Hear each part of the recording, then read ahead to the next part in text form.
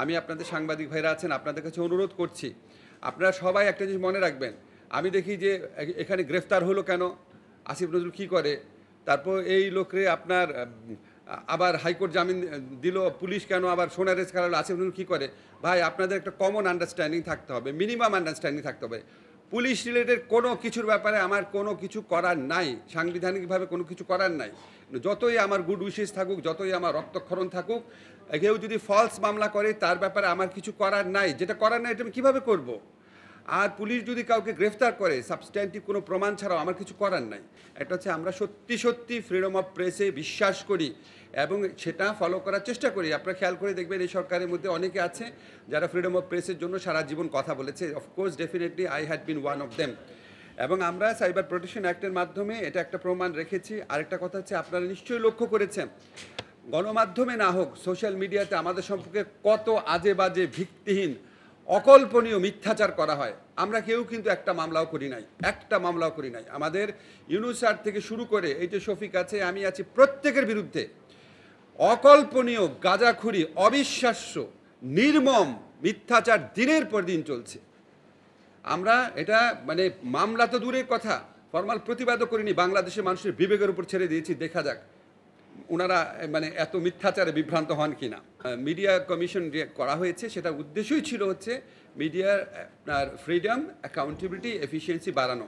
Commission করার পর কিন্তু আমরা থেমে থাকি নাই। আপনারা খেয়াল করে দেখেছেন আমাদের শিক্ষা উপদেষ্টা আছেন সিআর আবরার ভাইয়ের নেতৃত্বে একটা কমিটি করা হচ্ছে। কমিটিটা ওই কমিশনের কোন সুপারিশগুলো খুব দ্রুত বাস্তবায়নযোগ্য, কীভাবে বাস্তবায়ন করা যায় এবং আরও কী কী নীতিমালা করা যায়, কোনো গ্যাপ আছে কিনা সেটা দেখছে।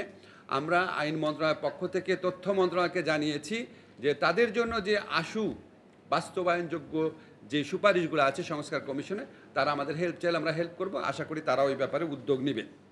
বান্ডেল থাকলে প্রতি সেনমানিতে টাকা বাঁচবে। বিকাশ সেনমানি বান্ডেল কিনে জিতুন প্রতি লেনদেনে।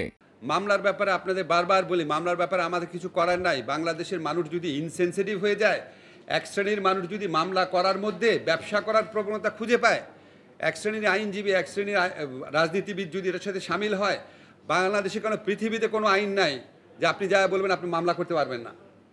পুলিশ যখন মামলা নিবে, পুলিশের দায়িত্ব আছে সেটা স্ক্রুটিনি করার, পুলিশের দায়িত্ব আছে সেক্ষেত্রে কিছুটা আপনার দায়িত্ব সেটা পরিচয় দেওয়ার। কিন্তু আমাদের পুলিশের, আবার বলি, পুলিশের মরাল আপনার অথরিটি এমন এক পর্যায়ে চলে গিয়েছিল, পুলিশের কাছে মামলা আসার পর পুলিশ মামলা নিবে না এই কথা বলার সাহস ওই পুলিশের ছিল না। বিকজ এই পুলিশ গত 15 বছর ইচ্ছামতো মিথ্যা মামলা নিয়েছে, তাদের ওই মরাল অথরিটি ছিল না। আমরা সেটা রিভাইভ করার চেষ্টা করছি। আমি জানি এই গ্রেফতার নিয়ে আপনাদের অনেকের আপত্তি আছে, গ্রেফতার হওয়ার পর জামিন হয়নি কেন, এখানে যথেষ্ট আপত্তি আছে। আমি আপনাদেরকে শুধু একটা জিনিস বলি, ওনাদেরকে আমার যতটুকু জানি আমি, ওনাদের বিরুদ্ধে যে মামলাটা হয়েছে এটা সাংবাদিকতা করার জন্য মামলাটা হয় নাই। ওনাদের বিরুদ্ধে ইনসাইটমেন্ট টু ক্রাইম বা আপনার এই অ্যাবেটমেন্টের জন্য মামলাটা হয়েছে। সেখানে আপনারা অবশ্যই প্রশ্ন তুলতে পারেন যে ওনারা জামিন পাওয়ার অধিকার আছে কিনা, অবশ্যই এই ব্যাপারে আপনার প্রশ্ন তোলা যায়। কিন্তু মামলার ব্যাপারে আমাদের কিছু করার নাই, মামলা করেছে সাধারণ মানুষ।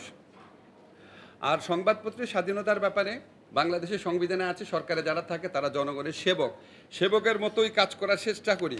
আমার কাছে বিশ্বাস করবেন, আমার কাছে বহু অন্যায় তদবির আছে, যেই মুহূর্তে তদবিরগুলো মানি না, দেখা যায় যার তদবির, অন্যায় তদবির আমি রাখি নাই, কিছুদিন পর সে আমাকে ভারতের দালাল, তারপরে বলা শুরু করে দেয় 40-50 বছর আগে আমার সাথে কার কোন সম্পর্ক ছিল সেটা নিয়ে বিভিন্ন প্রোগ্রাম বানানো শুরু করে দেয়।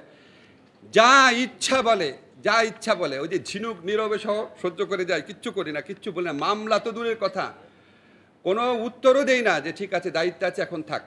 তো আমাদের কাছে মনে হয়, আমার পার্সোনাল ফিলিংস হচ্ছে যে আমি জীবনে কখনো এত শক্তিহীন, দুর্বল এবং অবরুদ্ধ ফিল করি নাই সরকারে জয়েন করে। আমি যেটা ফিল করছি এই সমালোচনার ক্ষেত্রে আমি বলছি, সোশ্যাল মিডিয়া, মেইন স্ট্রিম মিডিয়াতে না।